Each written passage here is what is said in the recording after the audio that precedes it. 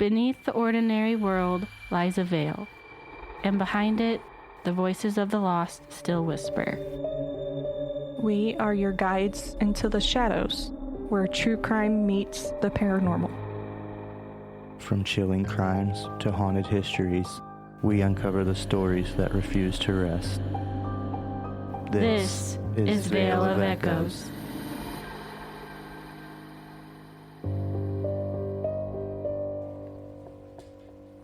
Imagine a farmhouse in the early 1800s. By day, the Bellland is quiet, golden fields swaying in the breeze, children chasing each other through the yard, neighbors stopping by with warm bread and kind words. But when the sun dips below the trees, everything changes. The air grows heavy, a silence falls, broken only by a sharp, hollow knock from inside the walls. Blankets are ripped from sleeping children. Invisible hands pull hair, pinch skin, and leave bruises.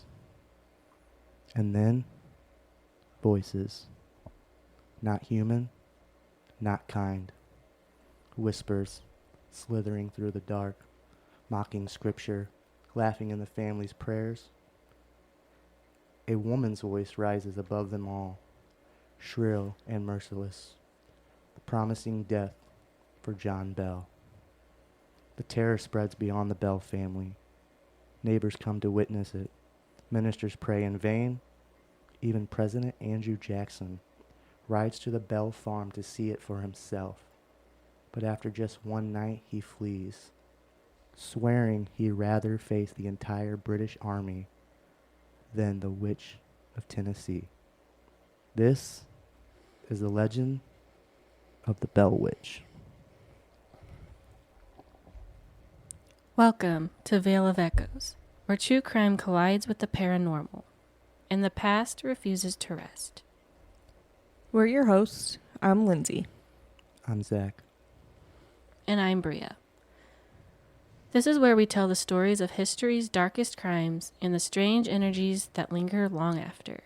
Some echoes live in headlines and courtrooms. Others haunt lonely fields, forgotten caves, and the whispers of legends that refuse to die. Before we begin, a warning. This episode contains unsettling accounts of the supernatural, including violent hauntings, fear, and themes that may be disturbing to some listeners. Listener discretion is strongly advised. So who exactly was the Bell Witch? The spirit that terrorized a Tennessee family and became America's most famous haunting? To understand, we have to start with the Bells themselves and the quiet life they built before the whispers began. Our story begins in the quiet farming community of Adams, Tennessee. In 1804, John Bell, his wife Lucy, and their children settled on a stretch of fertile land along the Red River. The Bells were like many frontier families, faithful, hardworking, and determined to carve out a life in the wilderness. John was respected in the community. A farmer and deacon, his reputation was built on both his strong ethic and his steady hand in church matters. Lucy was remembered as gentle and deeply devout, a woman who welcomed neighbors to her table and cared for her children with quiet strength. The Bell children grew up in a home filled with hymns, chores, and the honest simplicity of farm life. They rose with the sun to work the fields, their evenings lit by the glow of firelight and the sound of scripture read aloud. Their log cabin, though humble, was a place of safety, warmth against the Tennessee winters and shelter against the storms that rolled through the hollow. For over a decade, life was ordinary, even blessed. The family built friendships, prospered on their land, and worshiped together every Sunday. But by 1817, that sense of peace would be shattered. Strange sights and sounds began to seep into their lives, small at first, almost easy to dismiss, until the I was about to say vampire. Yes! Dracula. Until the Bell family realized they were no longer alone. In 1817, the Bell's quiet life began to fracture. John Bell was the first to notice something unusual. While walking his fields at dusk, he saw a strange animal crouched along the fence line. Its body was shaped like a dog, but its head was disturbingly different. Unnatural, almost otherworldly. Its eyes caught the fading light, glinting with brightness that froze him where he stood. When John raised his gun and fired, the creature vanished without a sound. No cry, no blood, just silence. Not long after, strange noises began inside the Bell home. At night, the family was startled awake by knocks against the wall, slow, deliberate, and always in a pattern of 3, as if mocking their evening prayers. Scratching sounds crept across the floorboards. Bedposts groaned and splintered under the sounds of invisible teeth. The disturbances grew bolder with each passing night. Blankets were tugged violently from the children's beds. Pillows were hurled across the room. Hair was yanked so hard it left the children in tears. Lucy woke more than once to the feeling of a hand pressing against her face, only to find the room empty when she lit a candle. At first, the Bells tried to explain it away. Maybe it was the rats in the walls. Maybe the wind slipping through the cracks in the cabin. But deep down, they knew better. These were not the ordinary sounds of a frontier home. This was deliberate, and this was personal. It was as though something in the house was not only present, but watching and waiting.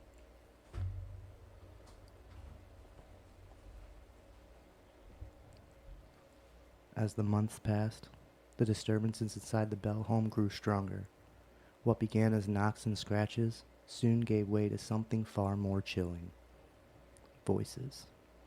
At first, the family heard faint whispers in the dark, so soft they could almost be mistaken for the wind curling around the cabin.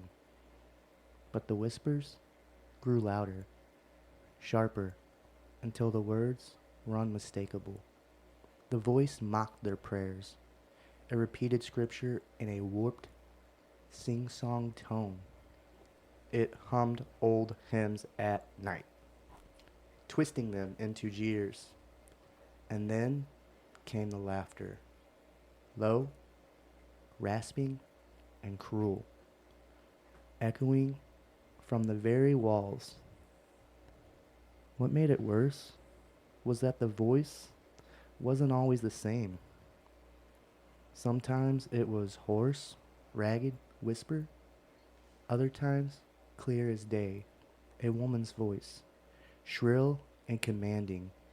And every so often, it mimicked the voices of the family themselves, repeating their own words back to them in a tone of mockery. It wasn't long before the entity gave itself a name. It called itself Kate. Some said it was the relentless spirit of Kate Batts, a neighbor woman who claimed John Bell had cheated her in a land deal. Others swore it was no human ghost at all, but a demon wearing her voice like a mask. Whatever the truth, the Bell family and their neighbors began calling it by one name, the Bell Witch. And with that name, the legend was born. So, do you think this was really a spirit named Kate Batts? Like, she came back for revenge? Or was the voice something darker? I think it's something darker. Only because, if you think about it, and a lot of people are going to say, the Warrens are fake, obviously. But it's like how they say that Annabelle, that the doll's just a beacon for possession. So you kind of take it and you think, oh, the spirit's using this alias as Kate Batts. I feel like it could be a vengeful spirit, because if Kate felt like she was screwed over, then of course she's going to want revenge. But on just a land deal, like maybe if he murdered her, I could see that. But I mean, That's my question. Like, it doesn't say what really actually happened to her, just that it was a land deal gone bad that they thought. But it's like, where is she coming into play at? That's what I'm curious. Did she kill herself because of depression led her to being broke? Did he really screw her out of land so bad that she couldn't maintain life anymore? Or Yeah. I mean, I could see it as a revengeful spirit, like, coming back, Yeah. but hell hath no fury, like a woman scorned. because you always hear those ghost stories, like, well, for example, The Conjuring 2, what was his name? Ed? The old man, the ghost. Oh, I don't remember his name. I gotta think what it Bill Wilkins. Bill Wilkins. is. Yeah, Bill Wilkins. My name's Bill Well, Wilkins. kind of like him. Yeah, my name's you Bill know? Wilkins. This is my house. This is my house. What are you doing in my house? Where's Billy? I mean, that's what it reminds me of. Where's I mean, Billy? And he's like, this is my house. I mean, he was mad. It was What his the house. fuck? Where did you come from? This is my chair. She might be mad because it was her. Apparently, to her, it was her land that she was supposed Honestly, to have. that so. was the only part where she hopped up out of the chair when she like woke up in the middle of the living room and looked into the TV and saw him sitting back there. I was like, nope. Wait a minute. Yeah. And then the remote just drops as she turns around. I'm like, all right, lady, I don't know about you, girl, but leave. Yeah. But yeah, I don't know. That kind of reminds me of that. Like, maybe she was. Maybe it was her. Yeah. What was the Conjuring 1 based off of? Because, I mean, by all, like, this kind of... Bathsheba. Bathsheba. I know Bathsheba, but, like, it has that same feel. She was witchy. She hung herself unless the town hung her. She came back vengeful. But it wasn't about a property deal. Was it maybe based off this story, just twisted the Hollywood way? Well, if you think about it, the first Conjuring, it basically Bathsheba praises her love to Satan, so she's obviously, satanic.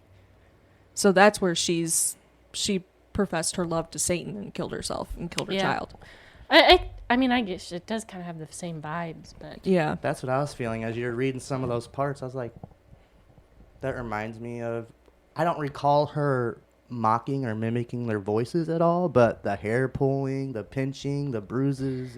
I feel guess like- that's all demonic stuff. I feel like but that's all the that's like, cases we hear about. Yeah. yeah, I the don't know. foundation for ghosts, Yeah, demonic poltergeist activity. it's what they do. I don't know what she was whispering. Yeah. You're all my bitches. This is my land now. Yeah, I'm curious too. This is my house. So What are you doing in my house? the only thing that really even has any hold on that is that she was a real woman. Yeah. And then them being a family of Christians, practicing daily, worshiping, praising, singing at their house. Not only at church, they continue worship at home. Mm-hmm. And we know it's all in that line of religion. It's all demonic possession. Devils and demons. They don't believe in... Well, they believed in witches, but they don't believe that this woman just died. They feel she came back vengeful, and that's what she wanted. They didn't think it was just a random spirit, a random occurrence. They thought they did her wrong somehow, and she came back for what she wanted. Oh, yeah. But without pure evidence, it's just hearsay. Mm-hmm. I mean, right here it says, Kate Batts was a real woman and neighbor of the Bell family in early 19th century Tennessee, who became the namesake of the Bell Witch due to her eccentric behavior, poverty, and disputes with John Bell, the family patriarch. While some accounts suggest Batts was the witch or the cause of the haunting, historical records indicate she was a poor, rough, and outspoken woman. Supernatural entity that tormented the Bell family, known as the Bell Witch, also sometimes claimed to be Kate Batts, leading to its nickname Kate.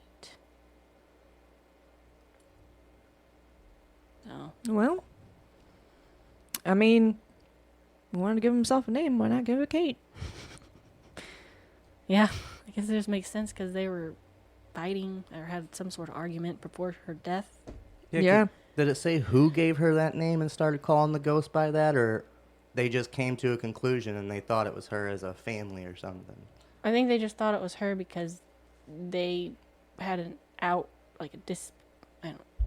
That's my other question.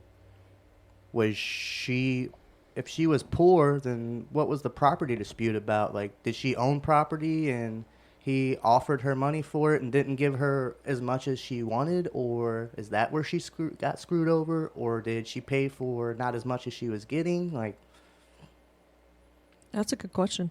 Yeah. Well, The world will never know. she just sounds like a old school hippie. I mean, she minded her own business and she just didn't seem like she was a woman for the people. She wanted to do her own thing. mm-hmm. Yeah. I don't blame her. Mm-mm. The witch saved its cruelest torments for young Betsy Bell. Night after night, she was struck by invisible hands, the slaps so sharp they left her cheeks swollen and burning. She was scratched until her arms bled, pinched so viciously she sobbed in pain. At times, she was lifted from her bed entirely and hurled across the room like a rag doll. The attacks didn't stop with her body. Betsy's sleep was haunted by mocking laughter that filled her dreams. She woke gasping, hearing her own name whispered in the darkness. School offered her no escape. Her friends reported seeing her books fly from her desk, her hair yanked by unseen fingers until she screamed in front of the class. When Betsy became engaged to Joshua Gardner, a young man from the community, the witch's torment escalated into rage. The voice jeered at them constantly, shrieking that their union would never happen. During tender moments with her fiancé, Betsy's hair would be violently yanked, or she would feel a hand shoved between them. On one occasion, as she stood with Joshua near the riverbank, the voice screamed so loud in her ear that she collapsed to her knees. Sorry.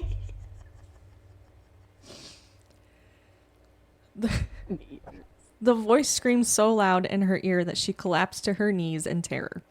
Her health began to fade. She grew pale, restless, unable to sleep without fear of what the night would bring. The constant assaults wore her down until she could no longer endure them. Heartbroken, Betsy broke off the engagement. The Bells could no longer deny it. This was simply not mischief. They were being stalked by something intelligent, malicious, and determined to destroy their family from the inside out. I'm just curious. I mean, a lot going on, but do you think the voice was jealous? Like it just couldn't stand leaving the family or finding happiness? Could that explain the rage Joshua was around? I mean, I could kind of see a jealousy standpoint, because It intensified when he Yeah. came in the picture. God only knows what the spirit was like before. Yeah. Yeah, don't give us too much into her backstory, except she was poor and she was a little to herself, not really part of the society they had. Mm-hmm. Yeah. But no. Yeah, I don't know. It does seem like it was jealous or some sort of resentment. You took my man. Yeah. Something. You don't took know. my man from a previous life, Or okay? she wanted, whatever it was, wanted Betsy all to itself. I don't know. But while Betsy suffered the witch's wrath, John Bell himself became the true target. From the very beginning, the voice cursed him, spitting out the name, Old Jack, with venom, swearing again and again that it would see him dead. At first, it seemed like ordinary illness. John's hands trembled, his face twitched uncontrollably, his tongue would swell until he slurred his words, leaving him struggling to pray in his own home. The attacks grew worse. At the dinner table, he would suddenly collapse into violent seizures, his body twisting as if invisible hands were dragging the life out of him. The family pleaded for mercy, but the witch only mocked them. Whenever John tried to speak, the voice would echo over him, mimicking his words, drowning out his prayers with cruel laughter. As months passed, neighbors described him as a shadow of the man he once was, gaunt, pale, stumbling like someone poisoned drop by drop. By 1820, the torment reached its peak. John slipped into a coma, his breath shallow, his skin cold. Near his bed, the family discovered a vial of strange black liquid. When they asked what it was, the witch's voice shrieked in triumph. "It's poison. I gave it to old Jack, and he's dead now." The next morning, John Bell was gone. At his funeral, mourners gathered to lay him to rest. But even then, the witch would not be silenced. As the coffin was lowering into the ground, her voice rang through the cemetery, laughing, mocking, singing hymns in a twisted voice until the last shovel of dirt was thrown onto his grave. What should have been a moment of solemn peace became a final humiliation, echoing through Adams, Tennessee, for all to hear. So let me ask you both. Do you think the Bell Witch really killed John Bell like she claimed? Or was his death the result of something far more human? Sickness, poison, or maybe even someone within the family? I think he was probably sick and was getting sicker by stress. Yeah. And that's I was thinking that too. But kind then of what took him. what's the black liquid they're talking about, you know? That is a good question, the black liquid, but I mean, God only knows, it could have been some type of medication back then that they didn't know what it was. True. I mean, they also didn't they didn't have healthcare like we do nowadays, so What healthcare nowadays? yeah, true. Yeah. The Bell Witch soon became more than just a family nightmare. Word spread through Adams, Tennessee, until the Bells' small cabin was crowded with neighbors and curious onlookers, each hoping to witness the strange events for themselves. And witness they did. Guests reported hearing the voice carry through the house, sometimes faint and mocking, other times booming with rage. It would call people by name, repeating secrets it had no business knowing. Men who mocked the witch found themselves slapped across the face by unseen hands, while others claimed to feel icy fingertips grip their shoulders in the dark. The ministers called to the home fared no better. They would stand before the family, scripture in hand, their voices rising in prayer, but the witch interrupted them relentlessly. She quoted passages from the Bible back to them word for word, mocking their faith in a voice that shifted from a rasping whisper to a woman's shrill laughter. At times she even sang hymns. Sweet and clear at first, until her voice twisted into cruel, jeering tones that sent shivers through the room. The louder the ministers prayed, the more frenzied the laughter became. It wasn't only inside the Bell cabin. Neighbors swore they saw strange lights outside hovering, the fields at night, or shadows moving across the windows when no one was inside.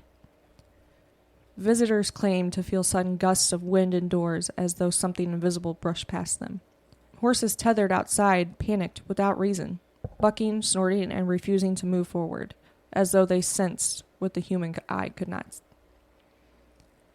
The haunting grew so notorious that it eventually caught the attention of General Andrew Jackson, who would later become President of the United States. Jackson traveled to Adams with a small group of men, determined to see it for himself whether the Bell Witch was real or simply the product of wild imagination. According to legend, before his men even reached the Bell property, their wagon froze in its tracks. The horses strained against their harnesses but refused to move another step. After a tense silence, a sharp, disembodied voice rang out, declaring, "You may go on, General, but the men will be tormented tonight." The horses immediately calmed, and the wagon lurched forward as if nothing had happened. That night, as Jackson's men settled inside the Bell home, the witch kept her word. They were struck by invisible hands, shoved to the ground, and ridiculed by the same mocking voice the Bells had endured for years. One man claimed his blankets were ripped away, and he was beaten until he fled the house. By morning, Jackson is said to have cut his visit short, muttering that he would rather face the entire British army than spend another night with the Bell Witch. Whether every detail of Jackson's story is true or not, one thing is certain. The Bell Witch was no longer just the terror of one family. She had become a legend, one witness feared and retold by countless people across Tennessee. So what do you both think? Does the sheer number of witnesses make the haunting more believable? Or was it just a case of hysteria spreading through the whole community? I mean, I don't think it would be hysteria across the whole community unless the whole community is doing mushrooms. Well, mass hysteria is a widely known thing. But it's like... And they're all a community of religious folks. Yeah. I still feel like, though, I think this they is let different. the fear get best of them and turned it into reality. Yeah. I mean, I kind of believe this witch or whatever is... I think she's... Whatever it is real. Well, there's a lot of witnesses and accountability to where you can't just like push it off to the side and, you know, look into it. Yeah. See what you find. Mm-hmm. Yeah, definitely. Even after John Bell's death, the witch was not entirely gone. For years, she was said to still whisper to the Bell family, mocking them in the shadows of their home, calling their names at night and leaving them no true peace. Then, just as suddenly as she had appeared, she declared she would leave, but only for a time. According to legend, she swore she would return 7 years later. True to her word, the witch came back. Though her presence was weaker, less violent, she lingered long enough to speak with John Bell Jr., debating religion and the fate of mankind, before finally fading once more into silence. But her promise echoed. One day she would return again. The story spread far beyond Adams, Tennessee. Travelers, historians, even journalists of the 1800s recorded the haunting, each account more unsettling than the last. Some described the witch as an all-knowing voice, able to repeat conversations whispered miles away. Others swore she could predict the future, recounting events that hadn't yet happened. Her reach was uncanny, her knowledge impossible. The legend eventually became tied to a place now known as the Bell Witch Cave, a dark cavern near where the Bell farm once stood. Locals say the witch retreated there, that her spirit clung to its limestone walls. The cave itself carries a heavy stillness, a damp chill that seeps into the bones. Visitors tell of hearing footsteps in the gravel when no one else is inside, of seeing faint lights darting across the walls, of rocks tossed suddenly from the shadows. Some claim to feel unseen hands shove them, while others report hearing a woman's laughter echoing through the tunnels. Even today, the Bell Witch Cave draws in the curious and the brave, ghost hunters with cameras, tourists with flashlights, and skeptics looking for nothing more than a story to laugh at. But many leave changed, their laughter gone, their voices hushed as they recount the things they swore they saw and heard. More than 200 years later, the Bell Witch is remembered as America's most famous haunting. Some call her the spirit of Kate Batts, seeking vengeance. Others insist she was a demon in disguise. And some believe she was a product of fear, grief, and superstition given voice by a family under unbearable strain. But whether spirit, demon, or legend, one thing is certain. The echoes of the Bell Witch still linger, in the hollow where the bells once lived, in the cave where her story refuses to rest, and in every retelling of her name.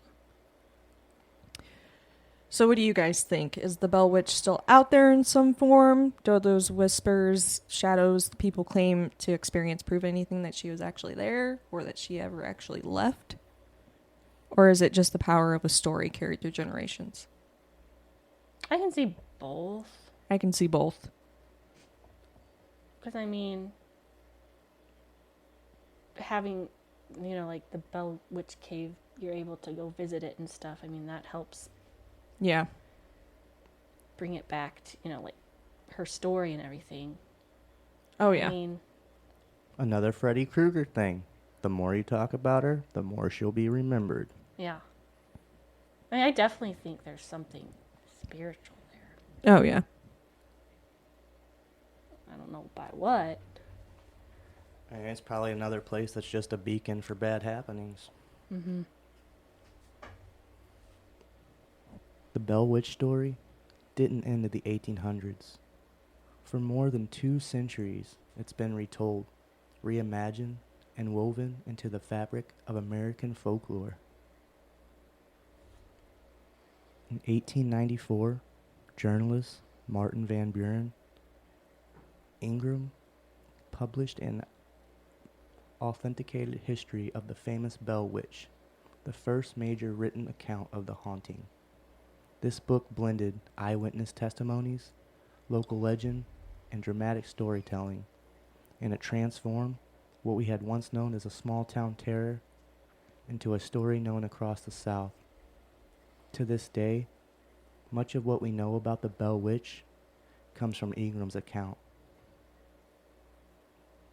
Since then, countless books, plays, and films have carried the witch's voice into new generations.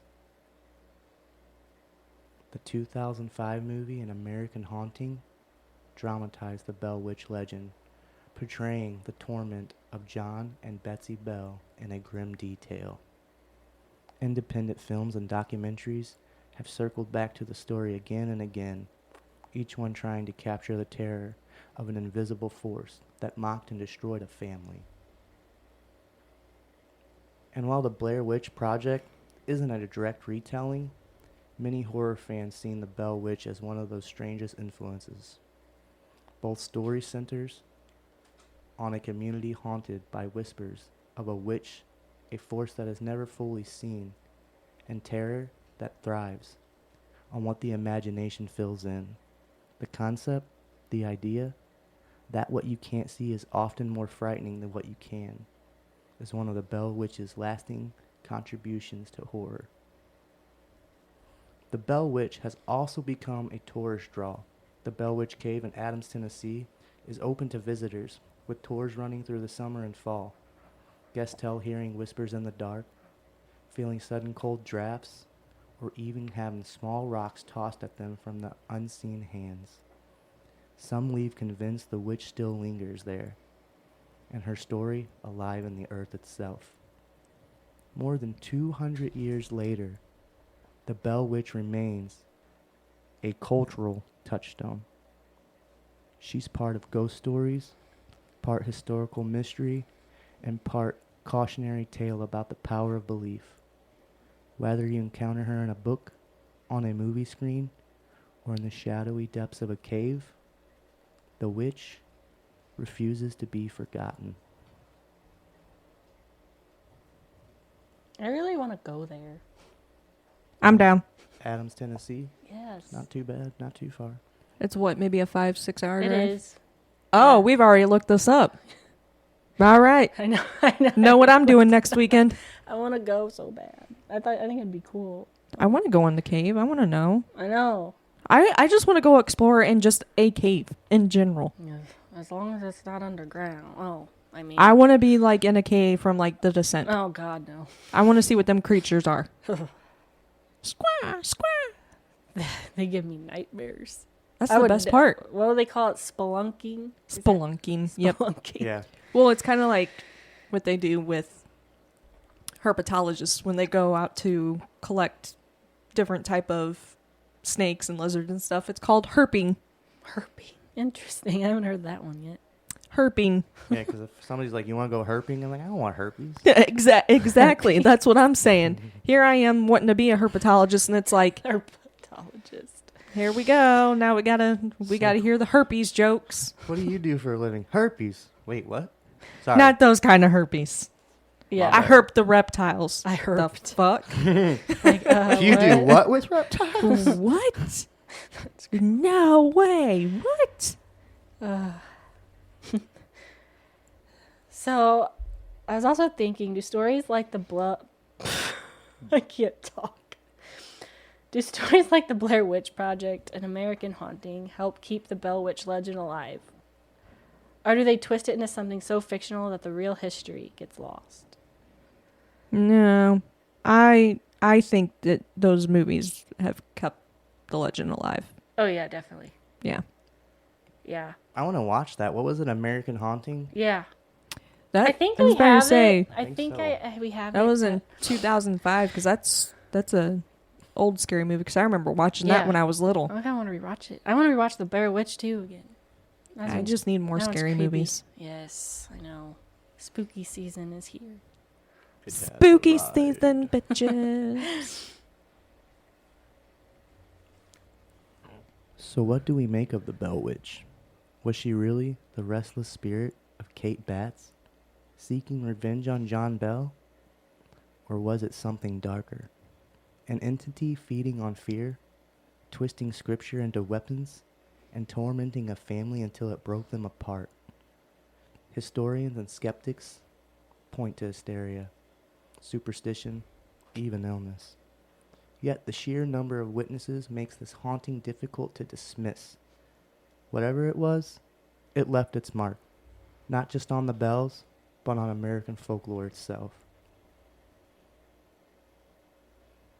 And then there's the question of what lingers. Visitors to the Bell Witch Cave still report cold drafts, mocking, laughter, and rocks tossed from unseen hands. Some say they feel watched the moment they step inside, as if something ancient and cruel still waits in the shadows. The Bell Farm may be gone, but the hollow, the land, and the cave remain, and with them, the story of a spirit that never truly left. And that concludes this episode of Veil of Echoes. Don't forget, we're now bringing you 2 episodes every week. True Crime on Mondays, and Paranormal Tales on Fridays. Make sure to subscribe on your favorite podcast app, and if you can, leave us a review. It helps more listeners step through the veil with us. This Monday, we turn from haunted Tennessee to the dark suburbs of Chicago, where a man named John Wayne Gacy lived a double life. By day, a trusted neighbor and party clown. By night, one of America's most prolific serial killers. He lured young men with promises of work, only to bury them in the crawl space beneath his home. His crime shocked the nation, and his mask of normalcy made him all the more terrifying. A killer who hid behind a painted smile. Until then, keep your ears open. And the veil closed.